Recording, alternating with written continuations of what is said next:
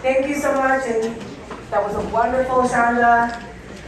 Thank you so much for staying with us. We know we're running behind, and so unfortunately, we're going to have to cut the panel from the program today. And so when we invite the next awardees to come up and receive their awards, we'd like to ask that you give very, very brief remarks.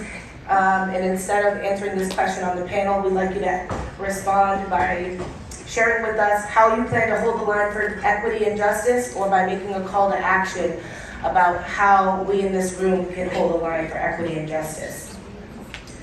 So first up, we have our policy and research partner for progress, Rhode Island Kids Count. Rhode Island Kids Count in recognition for their partnership and outstanding commitment to improve the well-being of Rhode Island's children through data-driven advocacy and research.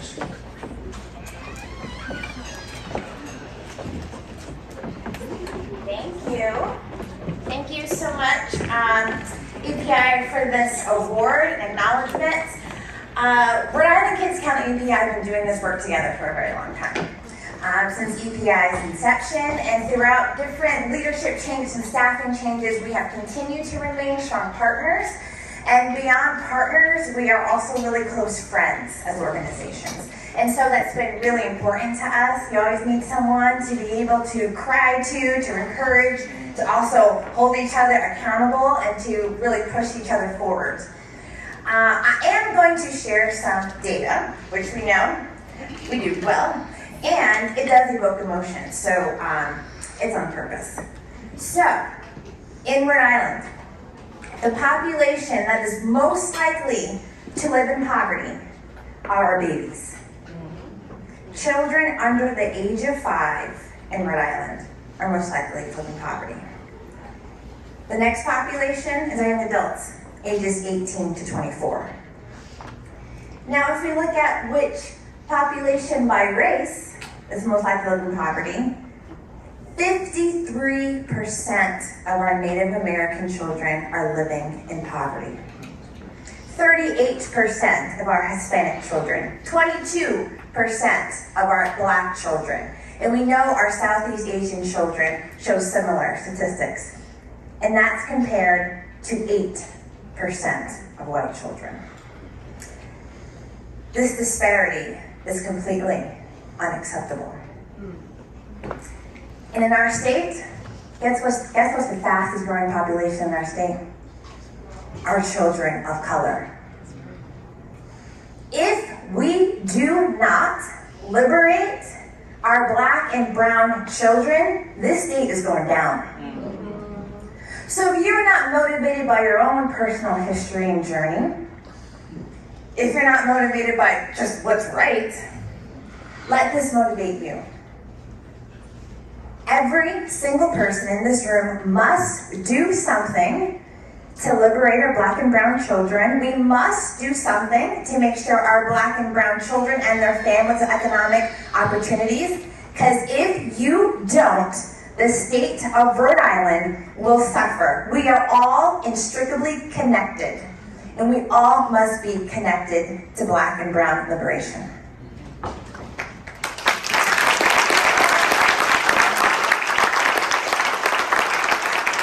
Here's what you can do. Don't moonlight in the data. Don't moonlight in feeling bad. You got to do something. Every single person in this room has the power to do something. So let me tell you how. If you are really passionate about our young children, I encourage you to join the Right from the Start campaign. Leanne here is our director of Right from the Start. It is coordinated by 8 organizations. And Leanne is our Director of Early Childhood Policy and Strategy, and she leads the campaign along with EPI, which is members. So you can go to rightfromthestartri.org, rightfromthestartri.org, and figure out how to join it. Join the email list. During the legislative session, Leanne sends an email every week what you can do that week. Join us. If you want to work on that cash assistance program, Alan showed us really important data around cash assistance. Please join the Raising Rhode Island Coalition. This coalition is co-led by EPI and Kids Count Together. under the leadership of Divya Nair and our own Jessica Vega. Jess, here's your hand here. Come see Jess if you would like to join that email list. Jess is our Senior Advocacy and Community Engagement Coordinator. She's your go-to person if you want to know how to hook in to the coalition. You can also go to raisingri.org. It's raisingri.org. Sign up, join our monthly meetings. Also, connect with us on social media. Katie Linwood here is our social media person. We are on Facebook, Instagram, TikTok, Twitter, everything. Come and engage in our social media. Share the data that's out there. Share how you can get involved.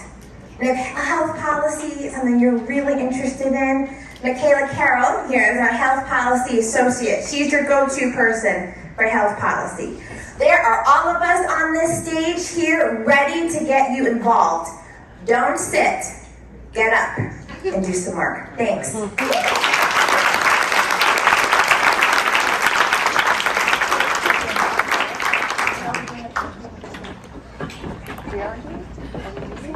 Thank you, Paige. Our next awardee is the Legislative Champions for Progress, the Rhode Island Black, Latino, Indigenous, Asian American, and Pacific Islander Caucus. We'd like to call you up. Riblia Caucus has been chosen for this award in recognition of your outstanding legislative efforts and unwavering commitment to advancing equity and justice for all Rhode Islanders.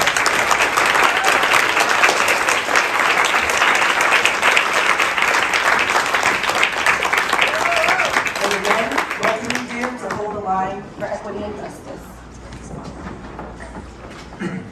I'd like to co-opt the framework from a wealthy white woman in Westerly and talk about the eras that the caucus that are currently sharing is marking. And I think they're characterized roughly in three. And so in the early 90s, about 30 years ago, the community that I come from, the Latino community, got its first voice, a fiery Afro-Latina, in the General Assembly.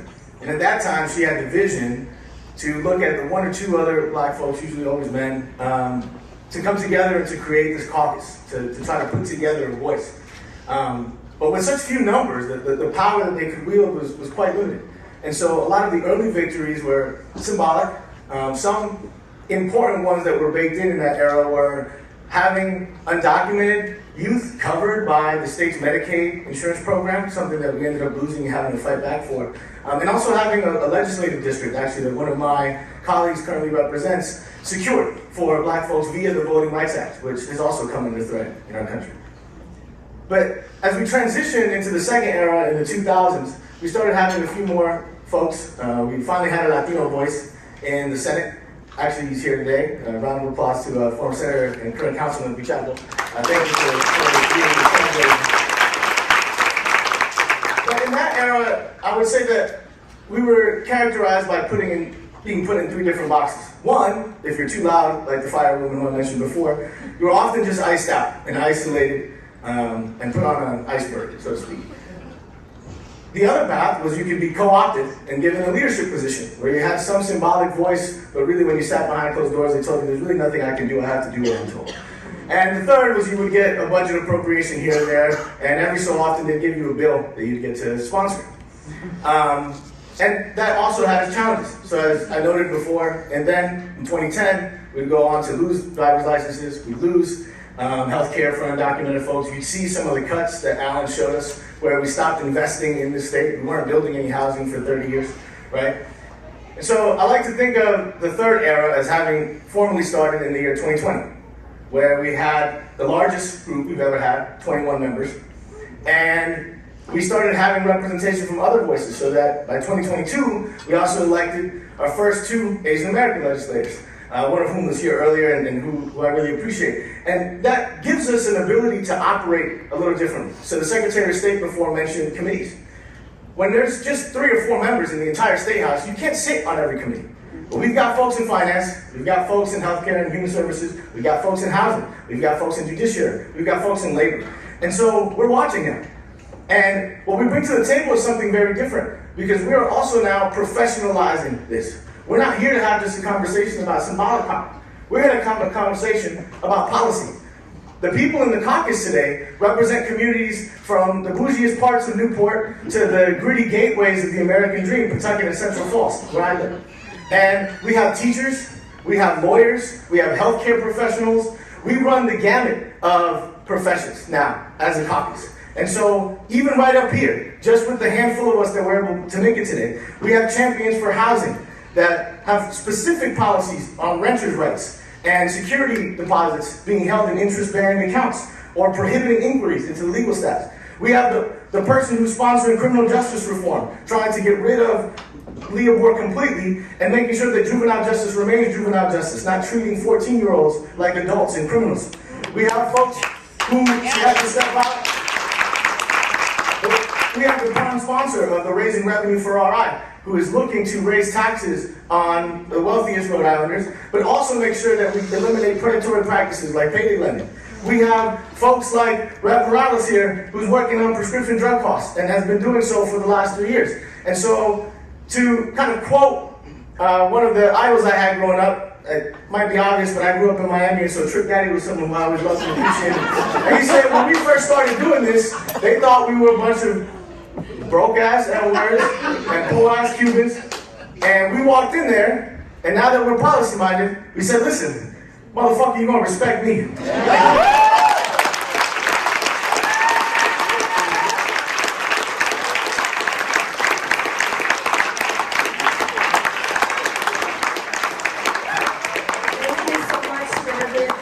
And for all of the hard work you do at the State House and for working with us to advance our shared goals. The next awardee is the Philanthropic Partner for Progress, the United Way of Rhode Island.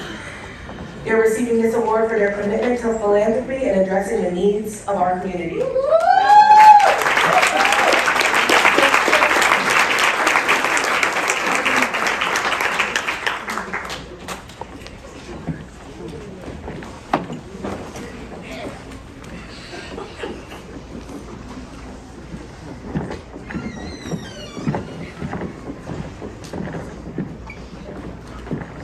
Good morning, everyone. Thank you, Economic Progress Institute, for recognizing United Way of Rhode Island with the Philanthropic Partner for Progress Award.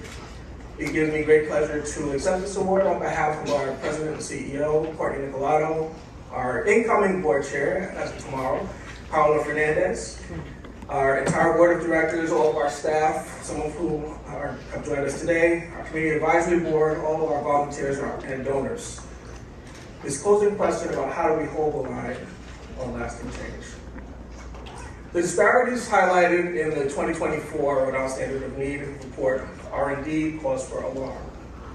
And just a quick show of hands, how many of you have ever spent time in either a hospital or a nursing home with a loved one and you hear beep, or you hear alarms going on in the background and nobody moves and you're like, why isn't anybody doing anything? I hear alarms, but nobody's doing anything.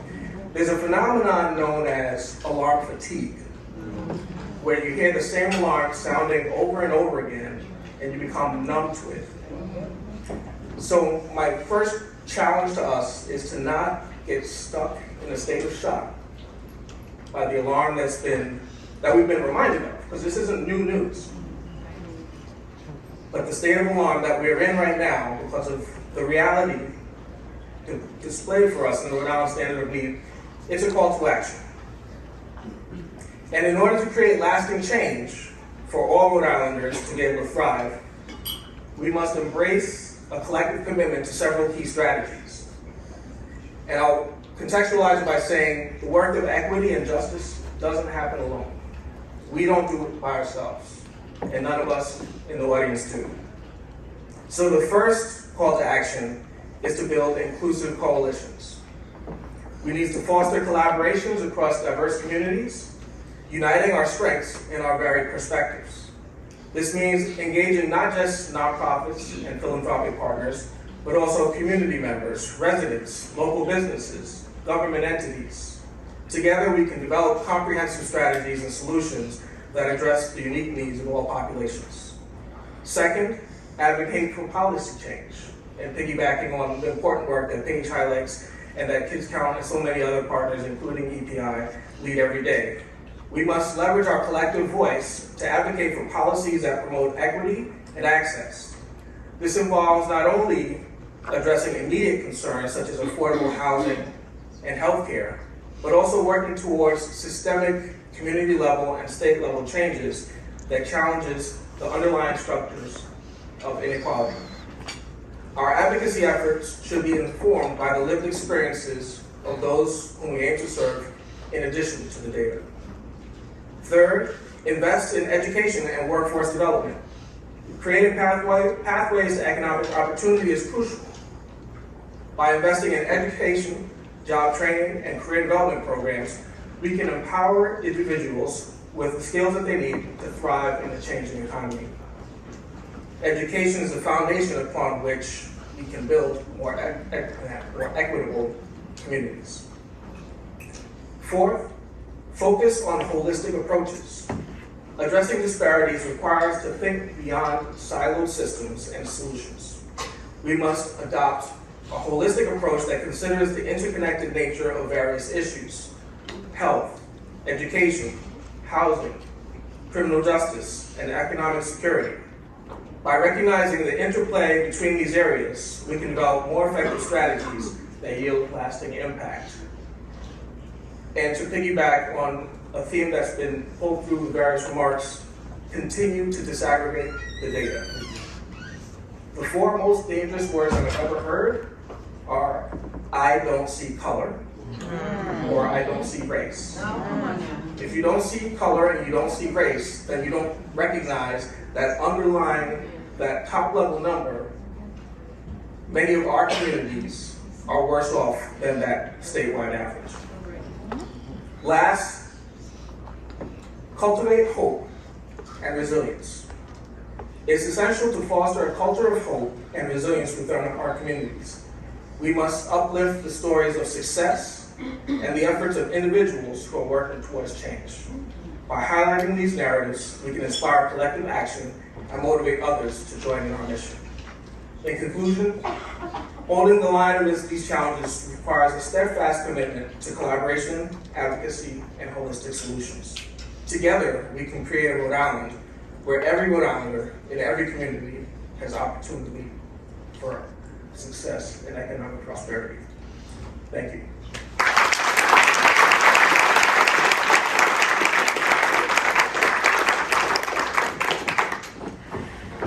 Thank you very much. And next we have our last awardee.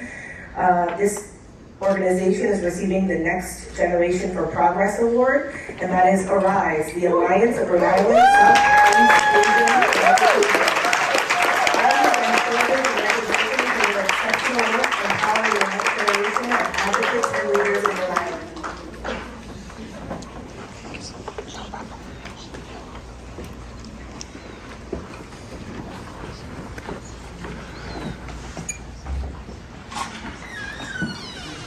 Rise rolled in deep today.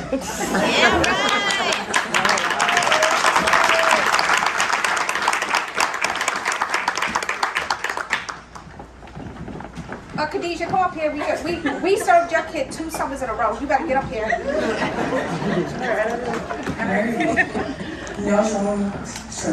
Good morning, everyone. My name is Nancy Zahn, and I am the program manager of the Alliance of Rhode Island Southeast Asians for Education.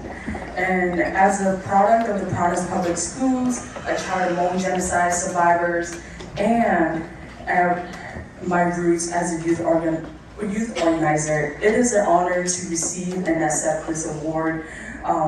And it's an honor to stand here with our young people and our board members and those who have been with us fighting for this. And as we are all here standing today, we also want our young people to share more about their experiences.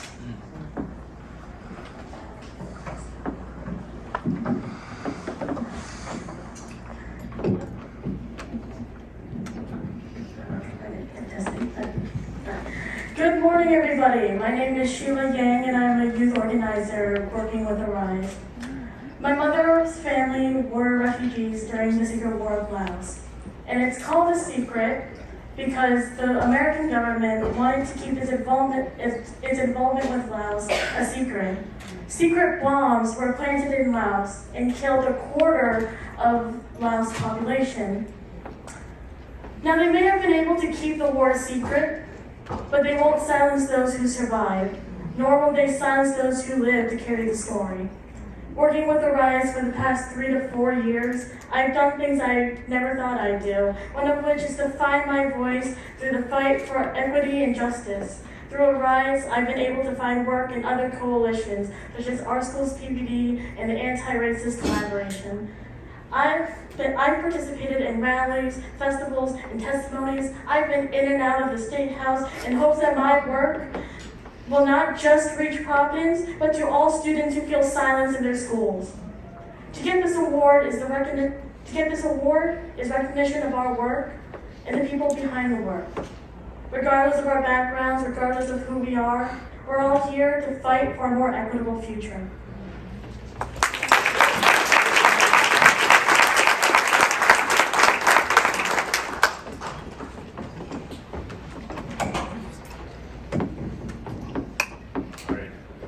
Good morning, probably close to afternoon, but hello again. My name is Oscar Kung. I'm a youth organizer with Arise, and I've taken up a role in my community with Arise that I never conceived to be possible before, and it's amazing to be able to take a stand for causes that I want to see in the very flawed reality we exist in.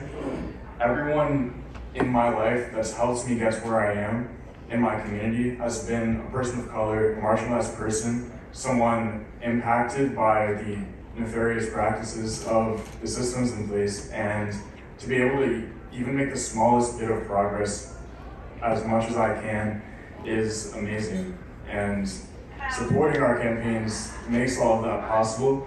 Your support can make a real difference in making our community stronger and more resilient by donating to us and or following us on social media. You can follow us on Instagram. Our website is Arise Education with 1 E. So it's ARIS education.org. Thank you guys.